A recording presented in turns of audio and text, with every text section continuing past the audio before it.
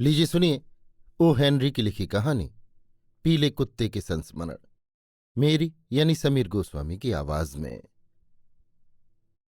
मुझे आशा है कि एक जानवर के द्वारा लिखा गया ये लेख पढ़कर आप चौंकेंगे नहीं। किपलिंग महोदय ने और दूसरे कई लेखकों ने इस बात को भली भांति सिद्ध करके दिखा दिया है कि जानवर भी लाभदायक भाषा में अपने विचार व्यक्त कर सकते हैं, और आजकल तो उन पुराने मासिक पत्रों के सिवाय जो अभी तक ब्रियान और मोंटपेली की जासूसी तस्वीरें छापते हैं, शायद ही कोई अखबार जानवरों की कहानी बिना प्रेस में जाता हो। जंगलों से संबंधित पुस्तकों में मिलने वाला परंपरागत साहित्य आपको इस लेख में नहीं मिलेगा, जैसे भलुआ भालू, संपिया सांप या शेर की कहानी। एक पीले कुत्ते से जिसने अपना अधिकांश जीवन न्यूयॉर्क के एक सस्ते फ्लैट के कोने में सैटिन के किसी पुराने पेटीकोट पर पड़े पड़े बिताया हो, जिसे मालकिन ने श्रीमती लॉन्ग शॉरमैन की दावत में शराब गिर जाने के कारण कोने में फेंक दिया था, वाक्चातुर्य दिखाने की आशा नहीं की जा सकती। मेरा जन्म एक पीले पिल्ले के रूप में हुआ। तारीख, स्थान, वजन और नस्ल अज्ञात। मेरे जीवन की सबसे पहली याद यह है कि ब्रॉडवे और 23वीं सड़क के नुक्कड़ पर एक औरत मुझे टोकरी में रखे हुए किसी मोटी महिला के हाथों बेचने की कोशिश कर रही थी। मेरी मालकिन मुझे एक असली पामेरेनियन, हैम्बल्टोनियन, Irish, Cochin, China, stock पोजर, fox terrier नस्ल का कुत्ता प्रमाणित करने का झूठा दिखावा कर रही थी। वो मोटी महिला अपने थैले में पड़े हुए खुरदुरे फ्लैनल के टुकड़े की बनावट के साथ कुछ देर तक अन्यमनस्क सी खेलती रही और फिर एकाएक उसे समेटकर अंदर रख लिया। दूसरे ही क्षण से मैं उनका पालतू बन गया, अम्मा की आंखों का तारा।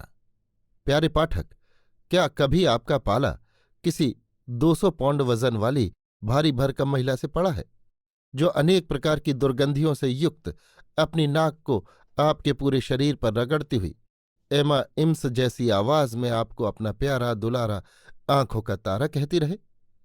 नस्लजात पीले पितले से बढ़कर मैं एक अज्ञात कुलशील पीला कुत्ता बन गया, जो किसी अंगोरा बिल्ली और नींबू के टोकरे की वर्णसंकर संतान जैसा दिखाई पड़ता था। परंतु मेरी मालकिन अपनी बात पर अड़ी रही। उनकी राय में तो महाप्रलय के समय नोहा ने अपनी नाव में जिन 2 आदिम कुत्तों को धकेला था, वे मेरे ही गोत्र के पूर्वज थे। मेडिसन चौक के बाग में होने वाली साइबेरियन शिकारी कुत्तों की प्रदर्शनी में मुझे दाखिल कराने से उन्हें रोकने के लिए 2 पुलिस के सिपाहियों की जरूरत पड़ी। अब मैं उस फ्लैट का जरा वर्णन कर दूं। न्यूयॉर्क का एक साधारण सा मकान, जिसके दीवान खाने में संगमरमर और ऊपर की मंजिलों के कमरों में साधारण पत्थर बिछे हुए। हमारा फ्लैट 3 मंजिल नहीं, 3 जीने चढ़कर था। मेरी मालकिन ने उसे बिना फर्नीचर ही किराए पर लिया था और उसे औपचारिक चीजों से सजाया, जैसे सन 1903 का बना पुराना चमड़े से मड़ा फर्नीचर, हार्लेम के चाय घर में बैठी हुई जापानी वेश्याओं का तैल चित्र, कुछ पौधे और एक पतिदेव। भगवान की कसम, 2 पैरों वाले इस निरीह प्राणी से मुझे बहुत हमदर्दी थी। वो भूरे बालों वाला एक छोटा सा आदमी था और उसकी मूछें कुछ मेरे ही समान थी। जोरू का गुलाम। अजी उसकी हालत तो इससे भी बदतर थी। वो बर्तन मलता और दूसरी मंजिल पर रहने वाली गिलहरी के फर का कोट पहनने वाली पड़ोसिन के तार पर सूखने को डाले हुए कपड़ों की जर्जरता और सस्तेपन के संबंध में मालकिन की बकवास सुनता। प्रतिदिन शाम को जब मालकिन खाना बनाती, तब वो मुझे एक डोरी से बांधकर घुमाने ले जाने को उसे बाध्य करती। यदि मनुष्य को ये मालूम हो जाए कि अकेली रहने पर औरतें अपना समय कैसे व्यतीत करती हैं, तो वो कभी विवाह न करे। सस्ते उपन्यास पढ़ना, मूंगफली की गुड़धानी खाना, गर्दन पर बादाम रोगन की मालिश करना, बर्तनों को बिना मांजे छोड़ देना, आध घंटे तक बर्फ बेचने वाले से तेरी मेरी करना, पुरानी चिट्ठियों को पढ़ना, थोड़े से सिरके के साथ जौ की शराब पीना, घंटों तक खिड़की की दरार में से पड़ोस के मकान में झांकना, यही मालकिन की दिनचर्या होती थी। पति के आने से 20 मिनट पहले वो घर को ठीक ठाक करती और 10 मिनट तक सिलाई करने का स्वांग भरती। मैं उस फ्लैट में एक कुत्ते का जीवन व्यतीत करता था। लगभग पूरा दिन मैं अपने कोने में पड़ा हुआ उस औरत को समय बर्बाद करते देखा करता। कभी कभी मुझे झपकी लग जाती और मैं तहखानों में बिल्लियों का पीछा करने के या दस्ताने पहने बुढ़ियाओं के सामने गुर्राने के सुनहरे सपने देखा करता, जैसा एक कुत्ते को करना भी चाहिए। तब वो मुझ पर खुशामद के शब्दों की बौछार करती हुई मुझे चूमने लगती, परंतु मैं कर ही क्या सकता था। कुत्ता अपने मुंह में लौंग इलायची तो रख नहीं सकता। ईमान से कहता हूं, मालिक के साथ मुझे दिली हमदर्दी थी। हम दोनों की शक्लों में इतनी समानता थी कि बाहर निकलने पर लोग इस पर गौर करते। इसलिए राजमार्ग को छोड़कर हम गरीबों की बस्तियों से गुजरने वाली सड़क पर पिछले दिसंबर में पड़ी बर्फ खूंदा करते। एक दिन शाम को जब हम इसी प्रकार घूम रहे थे और जब मैं ऊंची नस्ल के बढ़िया कुत्ते की तरह दिखने का प्रयत्न कर रहा था और बुढ़ऊ भी कुछ रंग में थे, क्योंकि अक्सर उनकी मनस्थिति विवाह मंत्र बोलने वाले पंडित मात्र की हत्या करने जैसी रहती थी, तब मैंने उनकी ओर देखते हुए कहा, अरे पालतू केकड़े, मुंह क्यों लटका रखा है? मालकिन तुझे चूमती तो नहीं? कम से कम तुझे उसकी गोद में बैठकर ऐसी बकवास तो नहीं सुननी पड़ती जिसके सुनने के बाद संगीत भी गणित के सिद्धांत सा नीरस लगे। खैर मना कि तू कुत्ता नहीं है। कमर कस और उदासी को दूर भगा। विवाह रूपी दुर्घटना में घायल उस वीर ने मेरी ओर लगभग कुत्ते ही के समान चतुराई भरी नजरों से देखा। वो बोला, भाई कुतवा, प्यारे कुत्तू, तू तो लगभग मनुष्य के समान ही बोल लेता है। क्या कहना चाहता है? क्या बिल्लियों बिल्लियों लगभग बोल लेता है? लेकिन मेरी बात वो समझा नहीं। पशुओं की भाषा से बेचारा मनुष्य एकदम वंचित है। मनुष्य और कुत्तों के बीच बातचीत का समान स्तर केवल किस्से कहानियों में ही हो सकता है। सामने के कमरे में एक औरत रहती थी, जिसके पास एक चितकबरा टेरियर जाति का कुत्ता था। हर शाम को उसका पति कुत्ते को घुमाने ले जाता, परंतु वो तो हमेशा सीटी बजाता हुआ खुश खुश वापस लौटता।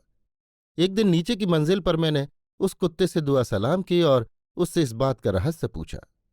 मैंने कहा, ओ छैला, ये तो तुम्हें भी पता होगा कि 4 आदमियों के बीच में कुत्ते की धाय का पार्ट अदा करना कोई भी आदमी पसंद नहीं करेगा। यदि उसे ऐसा करना पड़े तो उसकी तरफ देखने वाले हर आदमी को वो कच्चा ही चबा जाने की कोशिश करेगा। परंतु तेरा मालिक तो रोज शाम को अंडों का तमाशा दिखाने वाले किसी ढीठ बाजीगर की तरह झूमता चलता है। इसका राज क्या है? मुझे मत बता कि उसे ये पसंद है। चितकबरा बोला, आसान सी बात है। वो तो अंगूर की बेटी का सेवन करता है, और वो भी बेरहम होकर। जब हम शाम को घूमने निकलते हैं तब शुरू में तो वो इतना संकोची होता है जैसे स्टीमर में जुआ खेलने वालों के झुंड में कोई रोगी आदमी। लेकिन कोई 8 मैखानों के चक्कर लगाने के बाद वो इस बात की परवाह भी नहीं करता कि हाथ में की डोरी के दूसरे सिरे पर कुत्ता बंधा है या मछली। मैखानों के चक्करदार दरवाजों से बचते बचते मेरी पूंछ भी 2 इंच कट चुकी है। उस कुत्ते से ये संकेत पाकर मैं सोच में पड़ गया। नौटंकी वाले से नोट कर लें। एक दिन शाम को करीब 6 बजे मेरी मालकिन ने मालिक को तैयार होकर लवी को हवाखोरी के लिए ले जाने का आदेश दिया। मैंने अब तक आपसे छिपाए रखा, लेकिन मालकिन मुझे इसी नाम से पुकारती थी। चितकबरे का नाम मिट्ठू था। यों तो मैं उससे कई गुना श्रेष्ठ था, परंतु इस नाम के बोझ ने मेरे आत्मसम्मान पर एक कलंक सा लगा दिया था। एक सुरक्षित और शांत गली में एक आकर्षक और साफ सुथरे मैखाने के सामने मैं अड़ गया और आंखें मींचे बदहवास दरवाजे में घुसकर इस तरह कराहने लगा जैसे अखबारों के समाचारों में पहाड़ी कुत्ते अक्सर फूल तोड़ते तोड़ते बर्फ के गड्ढे में फंसी हुई किसी लड़की की सूचना उसके परिवार को देते समय चीखते हैं। खीसे निपोड़ते हुए बूढ़ा बोला, सत्यानाश हो इसका, ये कुत्ते का बच्चा कहीं शराब पीने को तो नहीं ले जा रहा है? वाकई, जरा देखूं तो। आराम से बैठकर शराब पिए भी कितने दिन बीत गए। चलूं तो सही। स्पष्ट था कि मछली कांटा निगल गई। टेबल पर बैठकर उसने विस्की के कई जाम चढ़ाए। घंटे भर तक दौर चलते रहे। मैं उसके पास बैठा वेटर के लिए पूंछ हिलाता रहा और मुफ्त का खाना खाता रहा। ये खाना उससे कहीं अच्छा था जो मालकिन मालिक के आने से 8 मिनट पहले पड़ोस के भटियार खाने से मंगवाती थी, पर रौब ऐसा दिखाती थी जैसे उसने घर पर ही बनाया हो। जब स्कॉटलैंड की बनी वो सारी शराब समाप्त हो गई और टेबल पर सिर्फ जौ की रोटी बची, तब उसने मुझे टेबल के पाए से खोल दिया और मुझे इस तरह नचाने लगा जैसे कुशल मछुआ फंसी हुई मछली को डोरी से नचाता है। बाहर आते ही उसने मेरे गले का पट्टा खोलकर फेंक दिया। फिर वो बोला, प्यारे कुतुआ, मेरे प्यारे अच्छे कुत्तू, तुझे अब वो कभी नहीं चूम सकेगी। बड़ी शर्म की बात है। इससे तो अच्छा है कि जा और किसी बड़ी मोटर के नीचे दब मर। परंतु मैंने जाने से इनकार कर दिया। मैं उस बूढ़े के पांवों के चारों ओर उछलने कूदने लगा। मैंने उससे कहा, अरे एहसान फरामोश, बेवकूफ, नासमझ, मुर्गी चोर, हरामजादे, क्या तू ये भी नहीं समझता कि तुझे छोड़कर मैं जाना नहीं चाहता? क्या तू नहीं जानता कि हम दोनों जंगल में भटके हुए दो पिल्लों के समान हैं और मालकिन हमारे पीछे निर्दय भेड़ी की तरह पड़ी हुई है? तेरे पीछे बर्तन पहुंचने का तौलिया लेकर और मेरे पीछे पिस्सू मारने की दवा और पूंछ में बांधने का गुलाबी रिबन लेकर इन सारी झंझटों को काट कर सदा के लिए क्यों ना दोस्त बन जावे? आप कहेंगे कि उसकी समझ में मेरी बात नहीं आई। शायद नहीं भी आई हो, परंतु उसकी नसों में विस्की अपना असर दिखा चुकी थी। एक क्षण तक वो विचार करता हुआ चुपचाप खड़ा रहा और अंत में बोला, प्यारे कुत्तू, संसार में आकर 1 दर्जन से ज्यादा जिंदगियां तो हमें मिलती नहीं और 300 वर्ष से अधिक जीवित भी कम लोग ही रहते हैं। अगर दोबारा उस फ्लैट का मुंह देखूं तो मुझ पर लानत, और अगर तू देखे तो तुझ पर 7 बार लानत है। मैं शर्त लगाता हूं कि वेस्टवर्ड हो नाम का घोड़ा जरूर रेस जीतेगा। आज डोरी का बंधन तो था नहीं। आनंद से उछलता कूदता मैं और मेरा मालिक 23वीं सड़क के उस पार खड़ी नाव पर जा पहुंचे और मार्ग में मिलने वाली बिल्लियों ने भगवान का शुक्र माना कि उसने उनको नाखून वाले पंजे दे दिए। जर्सी के निकट पहुंचकर मेरे मालिक ने एक अजनबी से कहा, मैं और मेरा कुत्ता रॉकी पहाड़ पर सैर करने जा रहे हैं। परंतु मुझे सबसे अधिक आनंद तब हुआ जब मेरे मालिक ने मेरे कान इतनी जोर से खींचे कि मैं दर्द से कराहने लगा, और तभी वो बोल उठा, अबे बंदर की शक्ल, चूहे सी पूंछ वाले, बछिया के ताऊ, तुझे मालूम है मैं तुझे आज क्या कहकर पुकारने वाला हूं? मैंने सोचा कि ये भी मुझे लवी कहेगा और इस विचार से मैं निराश होकर बिलबिलाने लगा। मेरा मालिक बोला, मैं तुझे रफीक कहकर पुकारूंगा। और ये सुनकर मुझे इतना आनंद हुआ कि यदि मेरे 5 पूंछें होती और मैं उन सबको हिलाता तो भी उस अवसर के आनंद को व्यक्त नहीं कर सकता था। अभी आप सुन रहे थे ओ हेनरी की लिखी कहानी एक पीले कुत्ते के संस्मरण, मेरी यानी समीर गोस्वामी की आवाज में।